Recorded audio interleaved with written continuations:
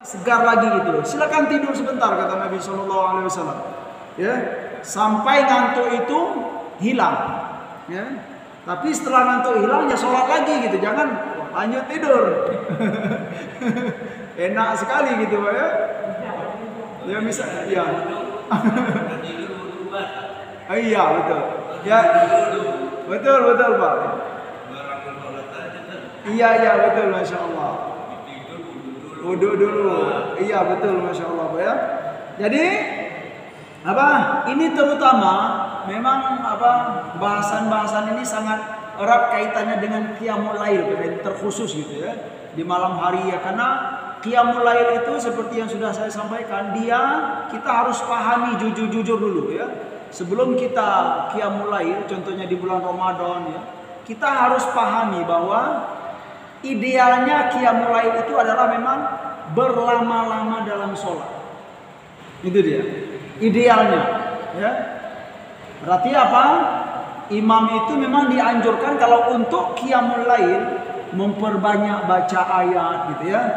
Berdirinya lama-lama. Ini yang paling afdol. Ya kalau memang nggak mampu nggak apa-apa, lain lagi cerita gitu. Bagi yang mampu, badan sehat, ya nggak ada halangan, itu dianjurkan sekali. Nah itu dia. Terus bagaimana nanti kalau nggak ada imam yang hafal banyak Al-Quran ya? Kalau itu lain lagi. Baca surat pendek saja boleh nggak Pak Ustaz? Ya boleh, nggak apa-apa. Tidak ada larangan, juga bagus. Ya, tapi memang kita harus memahami bahwa idealnya qiyamul lail itu memang kita harus persiapkan mental dulu untuk berlama-lama dalam sholat. Bagi yang nggak yang tidak banyak hafal Al-Quran misalnya, nggak ada yang banyak hafal Al-Quran ya tidak apa-apa, itu juga bagus, ya mulia sekali, gitu Pak. Nah terkadang dalam praktek qiyamul lail kan mungkin ada orang yang ngantuk dahulu gitu kan, sebelum qiyamul lail dia nggak sempat tidur ya.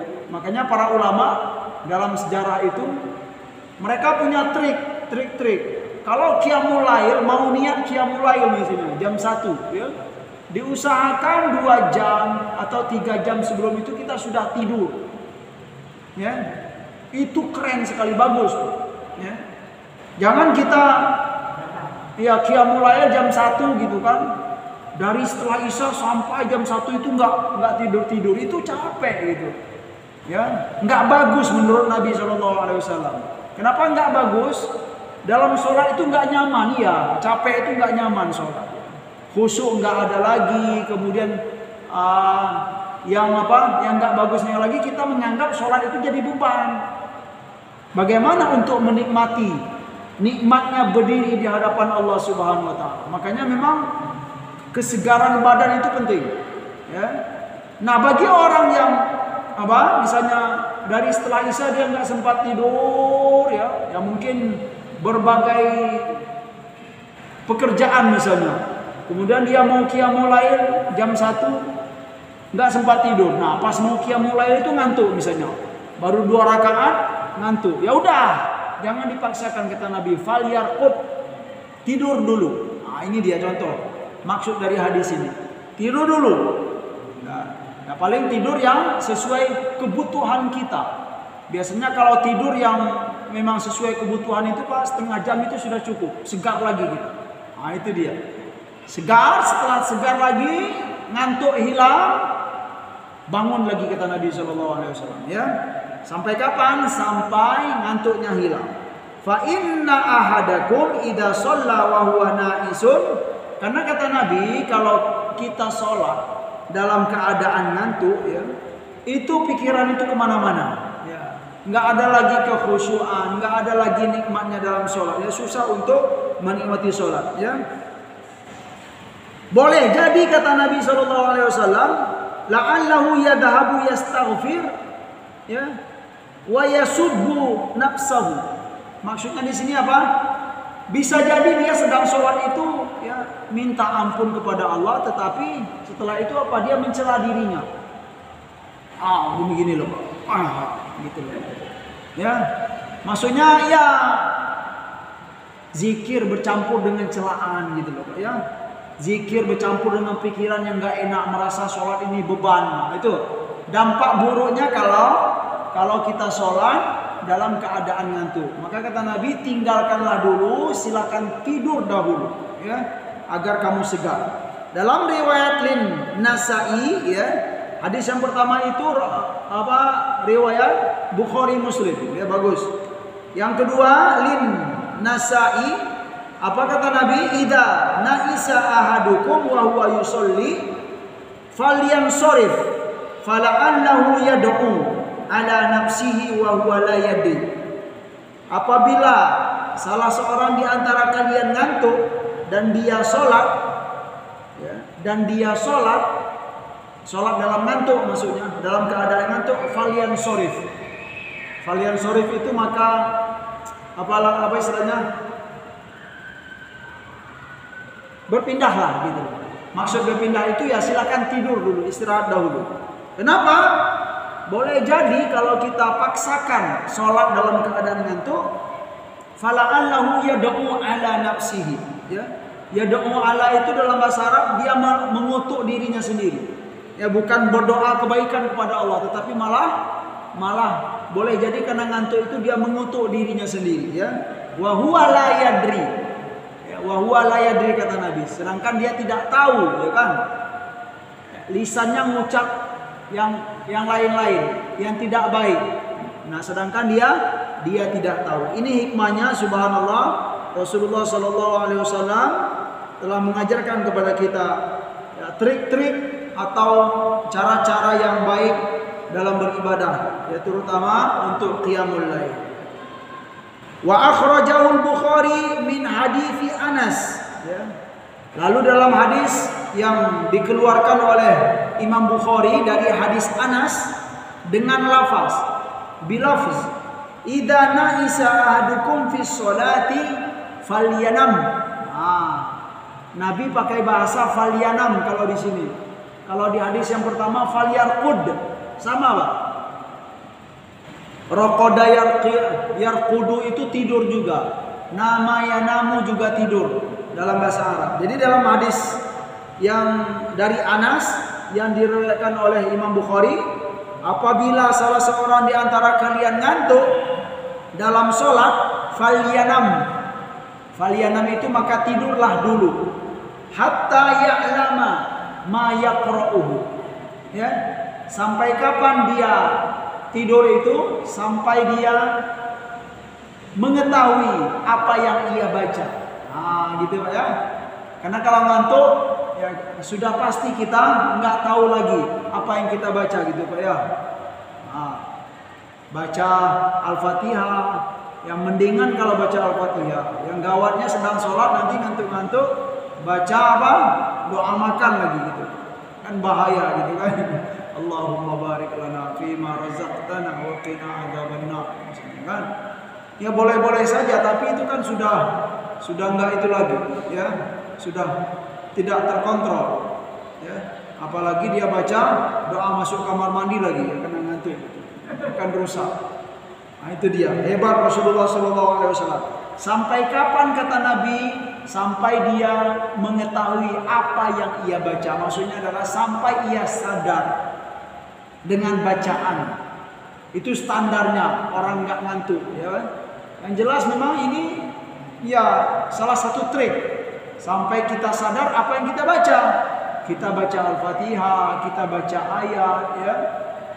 Tapi kalau yang saya pahami di sini bukan hanya sampai paham, ya, apa yang kita baca. Sebaiknya memang sebelum sholat itu memang segar. Itu yang lebih bagus. Sebelum qiyamul lail itu memang kita idealnya dalam keadaan segar. Bagaimana untuk mendapatkan kesegaran sebelum sholat qiyamul lail? Tentu kita tidur dahulu. Itu memang solusi yang paling baik. Tidur dahulu. Subhanallah. Dalam hadis li Muslim, ini banyak riwayat-riwayatnya Pak, ya, Masya Allah. Yang tadi dalam apa? Akhrajahu Bukhari, ya. Yang berikutnya akhrajahu an Nasa'i dengan lapas yang lain. Falyansorif wal yarqud. Kalau ngantuk maka falian sorif, maka berpindahlah dari tempat sholat itu. Wal yarqud, berpindahlah. Artinya apa? Tinggalkanlah dahulu, silakan tidur dahulu. Itu lapas dari siapa? Nasai. Berikutnya lah wali Muslim, dan Imam Muslim min hadithi Abi Hurairah, dari hadis dari Abu Hurairah radhiyallahu anhu bilafzin, dengan lapas. Ini lapasnya. Idza qama ahadukum minal laili fastajama al-Qur'ana ala lisanihi falam yadri ma yaqulu falyadji.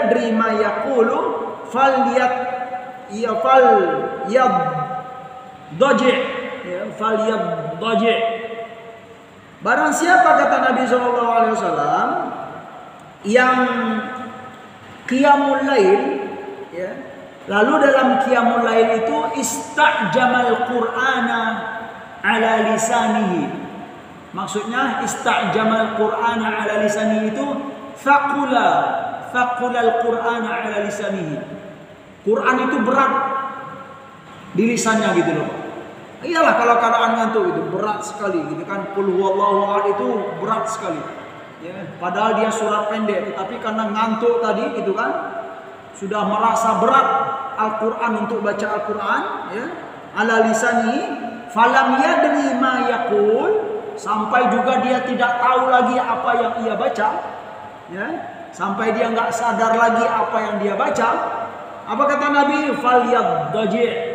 Falyadji itu adalah beristirahatlah sejenak, tidurlah sejenak. Tapi bedanya kalau tidur falyanam atau falyarqud itu Bapak Ibu dalam bahasa Arab, kalau tidur yarqud atau yanam itu memang tidur apa? Beneran gitu loh, ya. Ambil selimut atau gimana gitu. Tapi kalau falyadji ini hanya tidur santai gitu. Nah, gitu. Iya. Hah? Iya, rehat sejenak. Nah, kalau bahasa orang keren sekarang itu rehat sejenak. Bukan tidur serius gitu, Pak ya. Nah, gitu dia. Falyadji. Silakan tidur di masjid atau di mana gitu. Semoga dengan apa? Rehat sejenak itu ya tidur sebentar. 1/4 menit atau setengah jam. Nah, begitulah, ya. Perbedaan lapas-lapas yang ada dalam riwayat hadis Bapak Ibu, ya. Banyak sekali lapas-lapasnya. Dan jelas maknanya sama. Intinya adalah kalau ngantuk istirahat dahulu kata Nabi. Jangan lanjutkan itu sebaiknya. Jangan dipaksakan untuk melakukan qiyamul lail. Baik, alhamdulillah. Kita sudah banyak baca hadis tentang larangan sholat dalam keadaan ngantuk. Karena berbahaya, ya. Bisa jadi dia mencela dirinya sendiri, atau bisa jadi dia berdoa keburukan untuk dirinya gitu. Nauzubillah, Pak ya. Semestinya kalau kita sadar, ya Allah hindari kami dari api neraka gitu kan. Tahu-tahu dalam ngantuk itu ya Allah katanya gitu kan. Jangan-jangan tersebut masuk neraka gitu. Nauzubillah. Itu gambaran yang bisa kita pahami, ya. Masya Allah. Selanjutnya at-tarhib fi tarki qiyamil lail wan naum ila shabar. Larangan meninggalkan qiyamul lail. Subhanallah. Dan tidur sampai subuh. Nah, ini memang ya seperti yang kita dapatkan kemarin, bahwa Nabi kita sallallahu alaihi wasallam, hadis dari siapa, Pak? Dari Siti Aisyah. Apa kata beliau? La tada qiyamul lail. Jangan tinggalkan qiyamul lail. Fa inna Rasulullah sallallahu alaihi wasallam kana la yada'uhu. Kata Siti Aisyah, jangan tinggalkan qiyamul lail. Karena Nabi sallallahu alaihi wasallam itu tidak pernah meninggalkan qiyamul lail. Ya. Nabi itu memang contoh ideal bagi kita. Ya, bukan berarti qiyamul lail itu wajib, tidak. Tetapi contoh ideal itulah Rasulullah sallallahu alaihi wasallam, ya. Bahkan Nabi wa kana idza marida au kasila, ya, shalla qa'idan. Nabi itu kalau sedang sakit atau sedang capek, beliau salat qa'idan. Salat dalam keadaan duduk untuk menjaga qiyamul lail. Itulah Rasulullah sallallahu alaihi wasallam. Dalam hadis ini dalam hadis yang akan kita bacakan ini yaitu larangan meninggalkan qiyamul lail. Sekalipun larangan ini tidak sampai haram Pak ya, tidak. Ya. Atau kita berdosa meninggalkan qiyamul lail, tidak ya, karena memang dia sunnah. Ya. Bagi kita itu sunnah. Jadi nggak sampai berdosa gitu. Tapi memang bahasa hadis itu terlarang gitu. Maksudnya terlarang rugi besar. Nah itu dia bahasanya, bukan haram atau bukan berdosa. Rugi besar. Ya. Kalau kita meninggalkan qiyamul lail, subhanallah, motivasi bagi kita. Ani bin Mas'ud, hadis yang pertama, Ani bin Mas'ud radhiyallahu anhu qala, dzukira indan nabiy sallallahu alaihi wasallam rajulun nama lailahu hatta asbaha. Ya. Qala dzaka rajulun bala syaitanu fi udunihi, muttafaqun alaih. Ya. Dari Ibnu Mas'ud radhiyallahu anhu qala, beliau berkata, disebutkan di dekat Nabi tentang seorang laki-laki. Ya, jadi ada Nabi, kemudian disampaikan tentang seorang laki-laki kepada Nabi sallallahu alaihi wasallam, bahwa seorang laki-laki itu tidur di malam hari hatta asbah. Tidur di malam hari sampai subuh. Sampai subuh dia tidur. Artinya memang nggak sempat lagi qiyamul lail. Ya. Lalu kata Nabi sallallahu alaihi wasallam qala. Ya. Lalu Nabi berkata, dzaka rajulun bala syaitanu fi uduni. Apa kata Nabi? Itu adalah orang yang syaitan kencing di atas telinganya. Itu artinya orang yang dikencingi oleh syaitan. Itu kata Nabi sallallahu alaihi wasallam. Orang yang tidur yang tidak tidur sampai subuh. Ya sebenarnya kalau kita bawa kepada hukum, misalnya kita bangun misalnya Pak ya, pas azan subuh, ya enggak apa-apa Pak ya. Tapi kalau menurut hadis ini tetap tidak baik. Ya, karena apa? Karena kita meninggalkan qiyamul lail. Memang contoh ideal Rasulullah SAW. Tapi perlu kita sampaikan lagi, kita kuatkan. Kalau dibawa ke hukum, memang tidak berdosa, ya, tidak tercela. Tapi kalau untuk ideal atau kualitas diri, ya, kita ingin mendapatkan kemuliaan, tetapi kita tinggalkan qiyamul lail, ini hadis ini cocok sekali. Ya. Orang yang tidur sampai subuh, ya, sampai azan subuh, yang intinya dia nggak sempat qiyamul lail, itu kata Nabi orang yang dikencingi oleh syaitan telinganya. Nah itu dia. Artinya dia dikalahkan oleh syaitan. Begitu bahasa. Wa akhrajahu Ahmad bi sanadin sahihin an Abi Hurairah radhiyallahu anhu. Ya.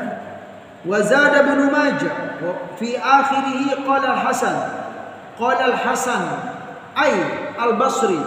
Qala al-Hasan al-Basri, ya disampaikan oleh Hasan Basri atau dijelaskan oleh Imam Hasan Basri, inna baulahu la thaqilun. Ya. Dijelaskan oleh Imam Hasan Basri hadis yang di atas tadi. Dalam hadis apa kata Nabi?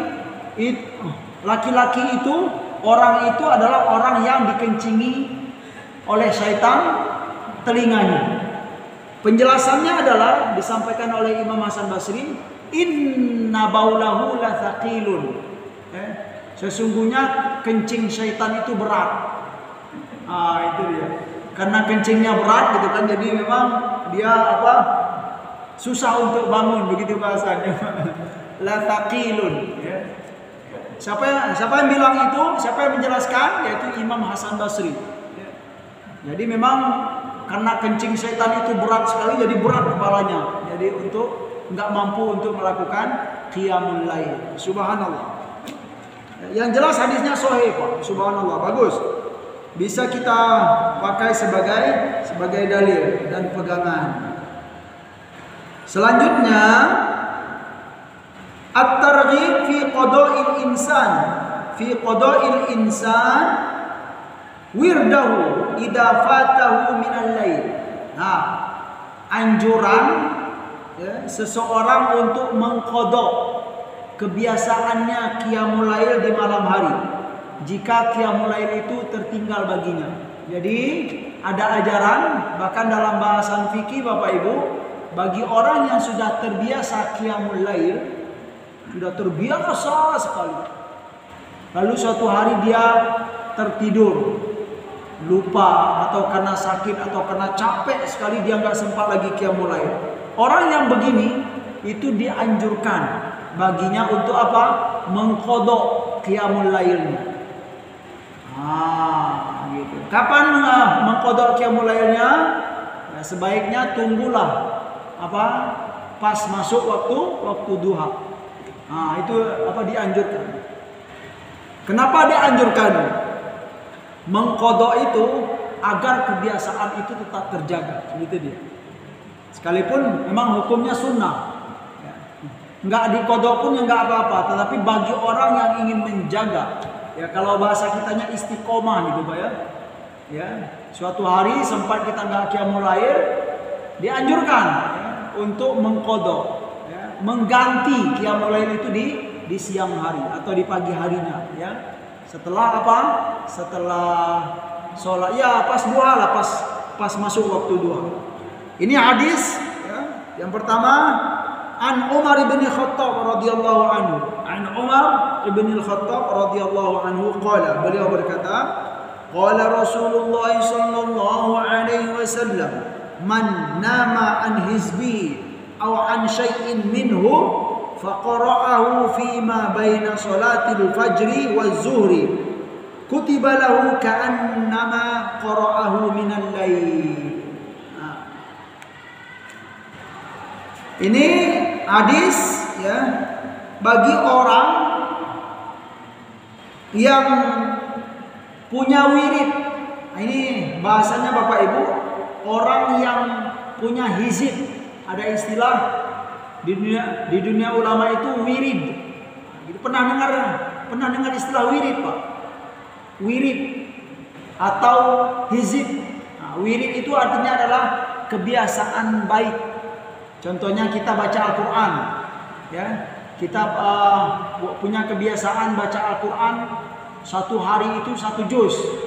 Kita biasakan itu. Nah, setiap kebiasaan itu disebut dengan wirid.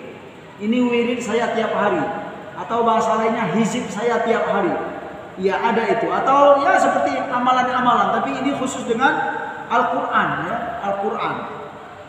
Jadi barang siapa yang punya kebiasaan atau wirid itu bahasa kitanya apa lagi Pak? Ya kebiasaan yang sudah dirutinkan gitu, baca Al-Quran 1 hari setengah, misalnya 1 hari setengah juz atau 1 juz, ya. Nah, terutama untuk baca qiyamul lail. Nah, kalau sempat dia tidak mampu atau tertinggal ya di qiyamul lail gitu kan, meninggalkan bacaannya di malam hari ya, faqara'ahu fima baina salatil fajri waz zuhri, lalu dia membaca kebiasaan tersebut ya. Ini terutama apa Bapak Ibu? Baca Al-Quran di malam hari ya. Contohnya apa? Baca Al-Quran di malam hari. Misalnya dia boleh jadi baca Al-Qurannya dalam sholat maupun di luar sholat. Tetapi di malam hari dia punya kebiasaan, misalnya 1 malam itu 1 juz dia baca Al-Quran saja. Lalu suatu hari dia nggak sempat atau tertinggal ya karena memang tertidur. Maka dalam hadis ini faqara'ahu fima baina sholatil fajri wa zuhri, maka lalu dia membaca kebiasaan itu di antara sholat fajar dan sholat zuhur. Artinya apa? Mengqadha bacaannya, mengqadha bacaan yang sudah dia biasakan, atau mengqadha bacaan Al-Qur'annya yang sudah menjadi wirid baginya. Wirid itu kebiasaan atau ya rutinitas, atau mengqadha hizibnya. Kapan ia qadha, kapan ia ganti? Yaitu waktu di antara subuh, fajar sampai zuhur. Dia selesaikan bacaannya itu. Kutiba lahu, ka'annama qara'ahu minal lail. Maka hamba ini dicatat seolah-olah dia membaca, ya, membaca Al-Quran yang ia ganti tadi, seolah-olah dia membaca di malam hari. Pahalanya gitu atau keutamaannya. Kenapa? Karena memang dia lemah misalnya, atau sedang sakit, atau sedang capek, atau ketiduran, dia meninggalkan wiridnya, dia meninggalkan hizibnya, yaitu baca Al-Quran. Kebiasaan dia baca Al-Quran di malam hari, lalu ketiduran, lalu dia menggantinya di siang hari dari pagi sampai zuhur, maka pahala dan keutamaannya sama dengan ia membaca di malam hari. Itu dia, ya, subhanallah. Selanjutnya at-targhib fi sholatid duha. Anjuran untuk melakukan sholat duha. Ya. Anjuran melakukan sholat duha. An Abi Hurairah radhiyallahu anhu qala, "Ausani khalili." Ya. Ausani khalili, dari Abu Hurairah radhiyallahu anhu, beliau berkata, "Ausani khalili." Ya, telah mewasiatkan kepadaku khalili. Khalili itu kekasihku, yaitu Rasulullah sallallahu alaihi wasallam. Jadi Abu Hurairah ini menganggap Rasulullah itu sebagai kekasihnya, khalili, ya. Apa yang diwasiatkan oleh Nabi sallallahu alaihi wasallam? Bisyami thalathati ayyamin min kulli syahr. Yang pertama, wasiat Nabi itu puasa 3 hari setiap bulan. Inilah yang kita kenal dengan apa, Bapak Ibu? Dengan puasa Yaumul Bait, ya, puasa Yaum Bait, ya. 3 hari setiap bulan. Kapan waktunya? Dari tanggal berapa, Pak Haji? 13, 14 dan 15. Ya. Untuk ukurannya, apakah bulan Masehi atau bulan Hijriah? Kalau kita mengamalkan ajaran-ajaran Islam, ajaran-ajaran Rasulullah SAW, maka standar yang dipakai adalah bulan Hijriah, bulan Qamariyah. Berarti kita harus bertanya, ya, subhanallah. Ya, kalau setelah kita banyak memperhatikan hikmah puasa, ya, terutama 3 hari selama 1 bulan, apa? Setiap bulan itu besar sekali hikmahnya. Di antaranya apa, Bapak Ibu? Ya, para pakar itu sudah banyak sekali menyampaikan, pakar-pakar kesehatan. Di antara hikmahnya adalah kalau kita puasa 3 hari setiap bulan itu akan menambahkan imun kita, memperkuat imun kita. Sehat-sehat kalau orang menjaga puasa selama apa? Puasa 3 hari setiap bulan itu. Ya. Nah, mungkin ya kebanyakan kita, ya, atau saya yakin juga sudah banyak yang mengamalkan. Tapi kalau bagi yang belum percaya, silakan coba.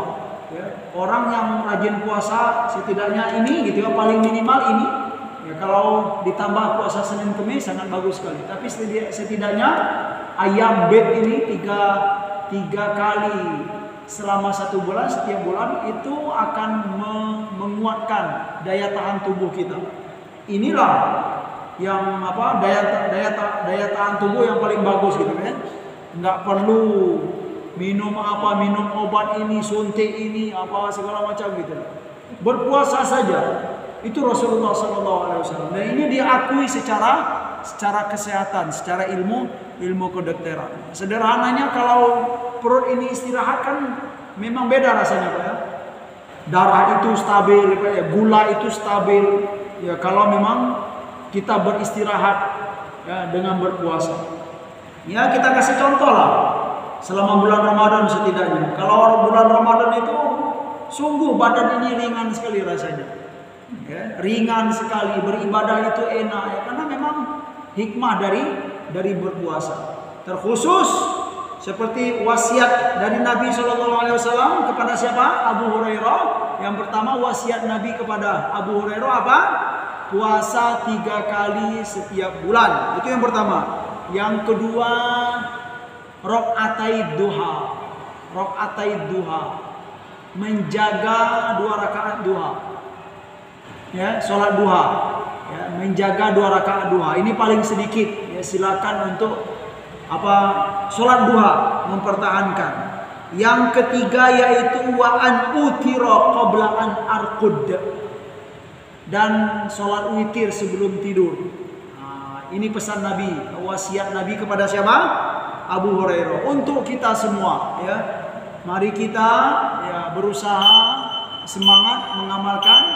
Semoga pesan ini, wasiat Nabi ini terutama bagi kami yang menyampaikan menjadi motivasi bagi kami dan buat kita semua. Dari itu kita bermohon kepada Allah semoga diberi kekuatan untuk mengamalkan kebaikan-kebaikan yang telah disampaikan oleh Nabi kita SAW. Karena kita yakin semua yang telah disampaikan oleh Nabi itu pasti terdapat banyak kebaikan di dalamnya, dan semua yang dilarang oleh Nabi pasti ada keburukan di dalamnya. Itu kesimpulan. Semoga bermanfaat. Terima kasih atas segala perhatian. Mohon maaf atas segala kekurangan. Subhanakallahumma wa bihamdika asyhadu an la ilaha illa anta astaghfiruka wa atubu ilaik. Wa sallallahu ala nabiyyina Muhammad wa ala alihi wa sahbihi ajma'in. Walhamdulillahi rabbil alamin. Wassalamualaikum warahmatullahi wabarakatuh.